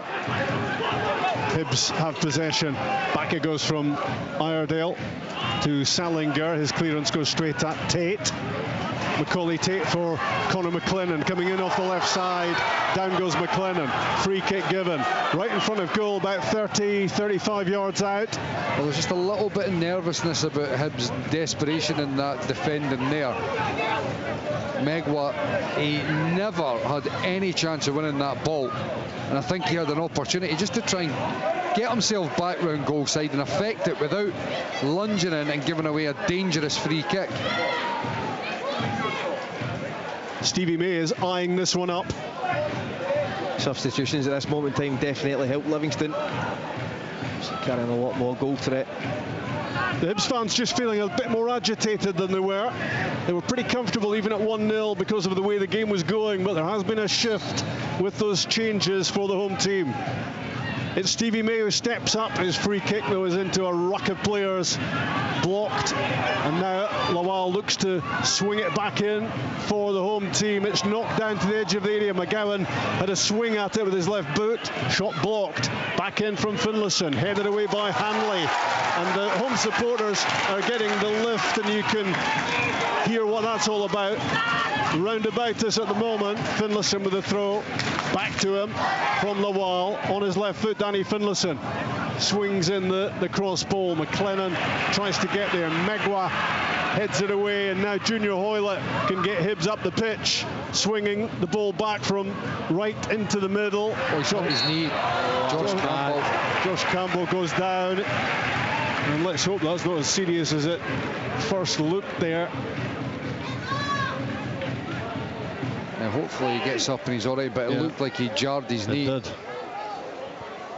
I think he's slowly getting back to his feet. I think Josh Mulligan's going to replace him in any case. Hibs will not be taking any chances, but Campbell looks okay. Put some energy into the game today, Josh Campbell. You don't always see it in terms of on the ball. The energy he put in for the team, the press, constantly putting Livingston players under pressure to make forward runs. Dylan Levitt's going to come on as well, I think, to replace Alassane Mane.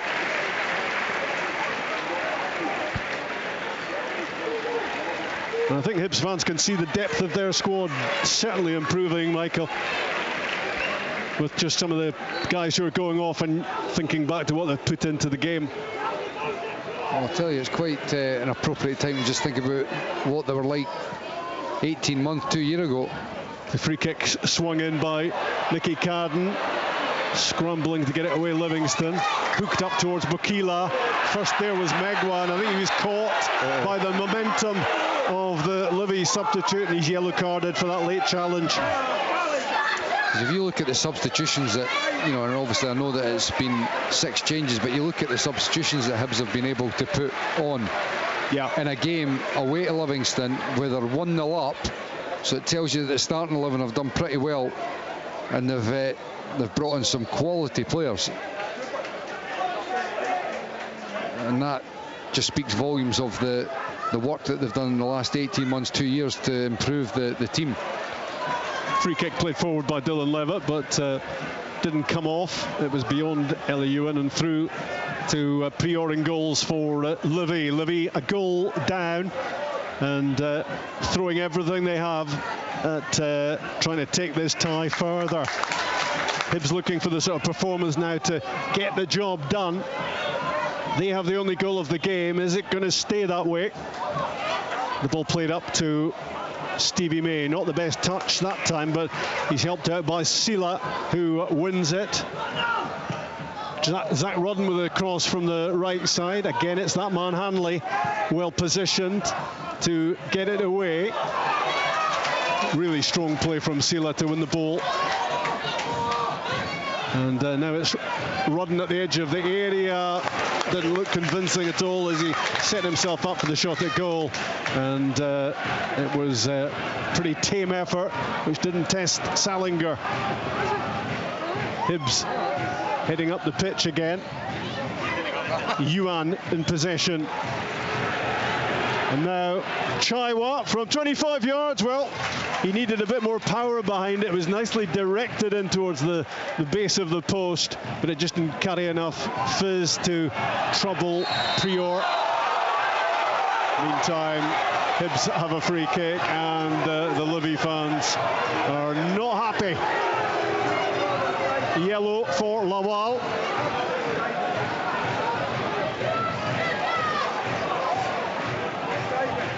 And 1-0 Hibs in this Premier Sports Cup tie, bidding for a quarter-final meeting with Rangers at Ibrox.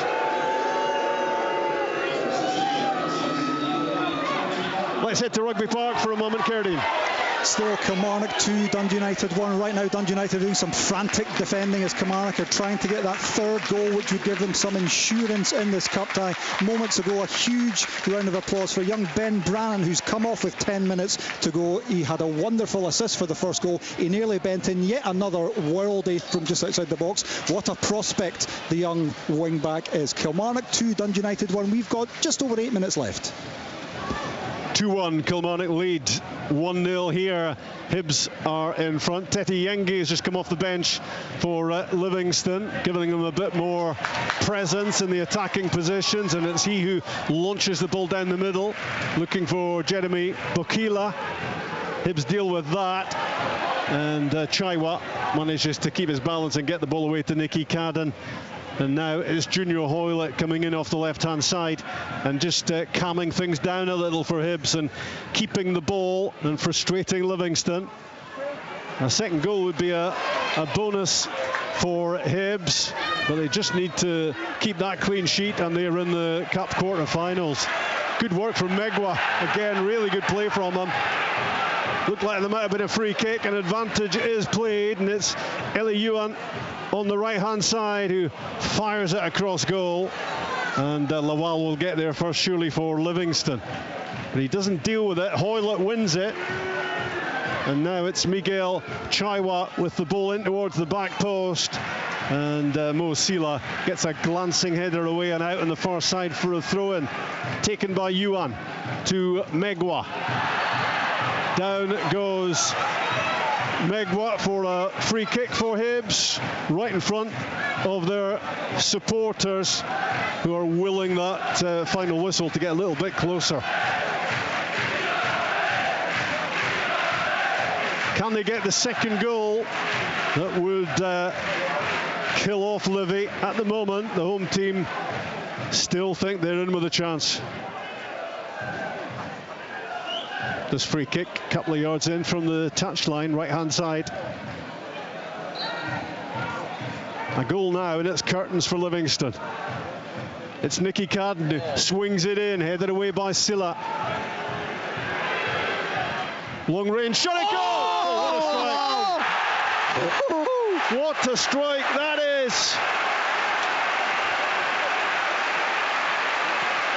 Josh Mulligan, that has flown in past Prior, in off the inside of the post from 25 yards. It's an absolute belter, and it's the goal that seals Hibs' place in the League Cup quarter-finals. I mean, it's different, but as good as Kieran Bowie's goal. I've got to say, You know, and look, the European game is a special night. This is a game where that second goal kills it off at perfect time. And it's another guy who is just in top form. He has stepped into a Hibs jersey and he has been seamless. What a goal. What a strike that is from Josh Mulligan. Absolute rocket from Josh Mulligan. Listen, I think the other night, if there was something, if you could give two man in a match out, he would have got one just for the energy, but that moment of quality there, absolutely fantastic. Just at the time where Hibs needed it. And Dave Gray's, listen, when you can bring that quality onto the park, as Michael touched on a couple of moments ago, that's the impact it can have. What a finish that is. That tops off the Hibs performance, because I'm not being funny. David Gray will be looking at this and he'll be over the moon, because on the whole the performance has been, you know, it's just been steadily building. The first half was competitive, they looked dangerous. Start of the second half they were knocking it about, looking really accomplished, and then they had a little spell where they had to defend, and they did, and now they finished it off with a wonder strike from Mulligan. It's been an all-round performance from Hibs, by the way. Really, really impressive. And it continues, because they continue to be zipping the ball around. There's great passing and movement. And if Josh Mulligan starts adding a goal or two to what he's already contributing for Hibs, he is going to be some player for them. And that was simply unstoppable from Hibs. And you know number 20. You know what this does, Rob, as well? This sets up an incredibly tasty next round tie. Sure does. At Ibrox. Yeah. Who are going to be favourites for that game? At this moment in time, you wouldn't think Hibs have anything to fear going to Ibrox. By the time that comes, though, we could see a different look Rangers side. On the balance of play, this, I think, just looking at it from, if you're a manager, what this tells you about your team, the kind of DNA you want to get. This is everything you ask for. A 100%. Game where everybody expects you to struggle. And they've been dominant. They've been dominant in all aspects. Yeah, exactly. This will please David Gray than maybe some of the European results, just in terms of looking at it over the course of a season and what this tells him about his team. And it sets them up full of confidence and belief, by the way, for Thursday night. I'm sure Raphael Salinger hasn't had too many quieter afternoons in goal, whoever he's been playing for. Purely down to the guys in front of him, wanting to do the hard yards, wanting to get close to people, put them under pressure. Grant Hanley, we touched on that. He's been great. In that 15-minute period there where they had to defend, he was getting his head and his feet on everything, he was organising. Hoylett keeping the ball well. He's had a big influence off the bench as well. Just that calmness, composure, professionalism, using the ball smartly. And here's Mulligan again in the middle of the pitch. He gets better and better. He really does. You know, watched him last season at Dundee and I really liked him. But even in his short period of time here at Hibs, he's taken his game to another level, because one of these criticisms at Dundee was he didn't score. He's just scored an absolute worldie there, by the way. And he set up the third goal on Thursday night there, the second goal for Hibs in injury time. Absolutely huge performance. We're inside stoppage time, 5 minutes to be added to the 90. Tete Yengi in possession in the middle of the pitch for Livingston. Conor McLennan wide left against Megwa. And free kick given. He looked to have defended pretty well against McLennan there, Megwa. But in the end, Ross Hardy says he's tripped him. And that's going to be a free kick for Livingston, who trail here by 2-0. Hibs on track for a cup quarter-final at Ibrox against Rangers. And in the other one, still Kilmarnock 2, Dundee United 1, and they will be at home to St Mirren if they get through.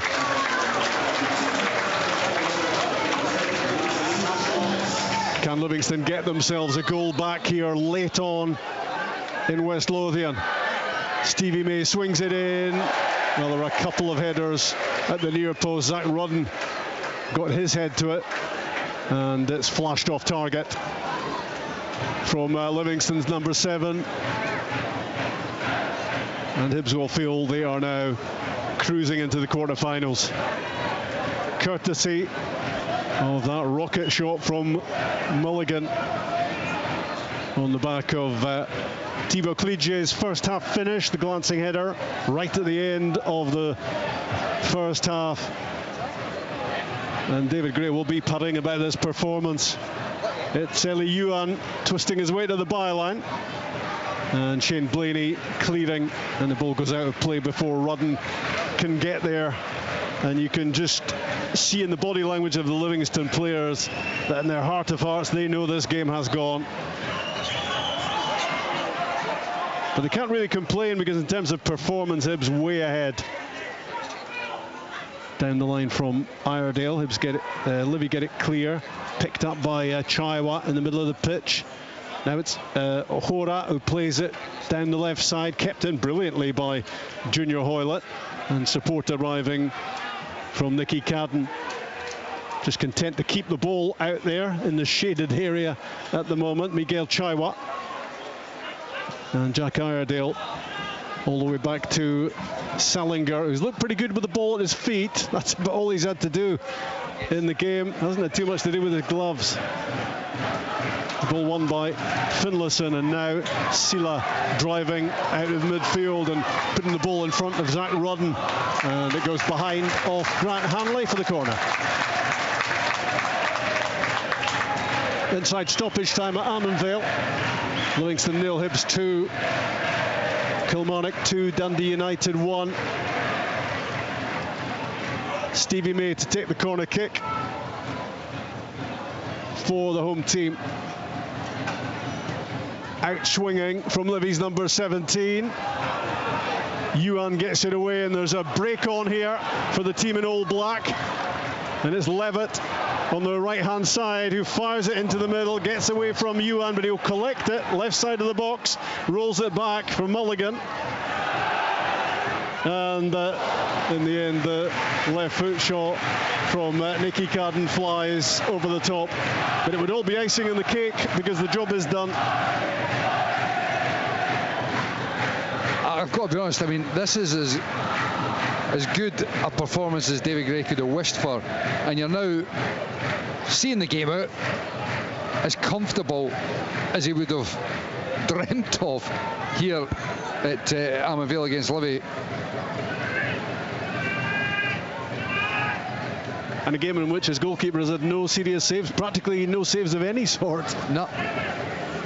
Which says much for the defensive performance in front, and Grant Hanley has slotted in seamlessly in the position normally occupied by Rocky Bashiri. What does he do Thursday night in the goalkeeping position, though?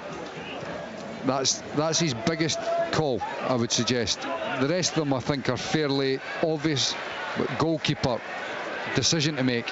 Here's Nicky Cadden looking to cut inside from the left, and the ball goes behind off Ryan McGowan.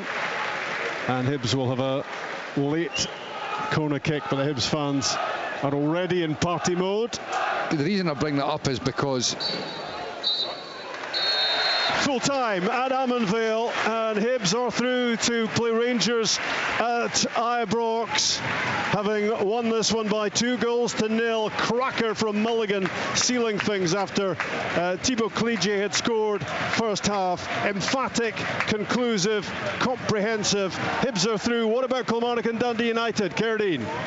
We've got 92.5 minutes on the clock here at Rugby Park. Still we play on. There are 4 minutes added on, so we're into the last 90 seconds or so. And can Dundee United conjure up an equaliser to take this into extra time? They're trying to do that now, but it's pretty much been all Kilmarnock in this second half. It was 1-1 at half-time. Dackers for Kilmarnock, first of all, equalised by Owen Sturton, but then Brad Lyons, the Kilmarnock captain, who's now gone off, made it 2-1 to Killie. Dundee United have half a chance here, though, but Killie do some desperate defending. 93 minutes on the clock here in front of nearly 5,000 people at Rugby Park in Camberwell. It looks like Kilmarnock might just about have enough to get this over the line. Yeah, I think they've done enough, Geraldine. Certainly the second half, they started the second half really well. They looked as if they had more energy. Greg Kiltie came onto the pitch at half time, and I think he's made a real difference. Energy at the top of the pitch. Bruce Anderson's now on as well. So yeah, listen, I think Kilmarnock have done enough over the period. They've had the better opportunities in the second half, and it certainly looks telling that Dundee United look really tired at this moment in time. Bruce Anderson nearly had a third goal for Kilmarnock. It was a wonderful save by Yevgeny Kusherenko in the Dundee United goal. That would have given them insurance. It looks like they're not going to need it. We're into the final few seconds. Can the Tangerine and Black get the ball up the park? Kevin Clancy says play on. Throw into Kilmarnock. They have the ball inside Dundee United territory, just close to the halfway line. And it'll be a throw in to be taken by Dominic Thompson, who's one of 5 second half substitutes. There goes the final whistle. The final piece in the League Cup quarter-final jigsaw is white and blue of Kilmarnock. It's Partick Thistle Celtic, Rangers, Hibs, Aberdeen, Motherwell, and it's Kilmarnock who will now host St Mirren in the last of the quarter-finals, because they have defeated Dundee United by 2-1. It was an energy-sapping 90 minutes in nearly 35-degree heat. Killy off to a brilliant start with a Dacker's goal, brilliantly assisted, though, you have to say, by young Ben Brannan. A gorgeous 70-yard crossfield pass into Dacker's path, and he had the simplest of tasks to stroke it beyond the goalkeeper. Young Owen Sturton, 18 years old, came on for Dundee United, who've got yet another injury crisis because Max Waters had to go off. He equalised for United before half-time, but in the second half, well, the one moment of real quality came from the Kilmarnock captain, Brad Lyon, slamming low into the bottom of the net after a really well-worked free kick. It could have been more for Kilmarnock. Bruce Anderson had a late shot, brilliantly palmed over the bar by Kusherenko. But it's the home fans who are happy, because Kilmarnock go through to the quarter-finals of the League Cup because they've beaten Dundee United by 2-1. The Scottish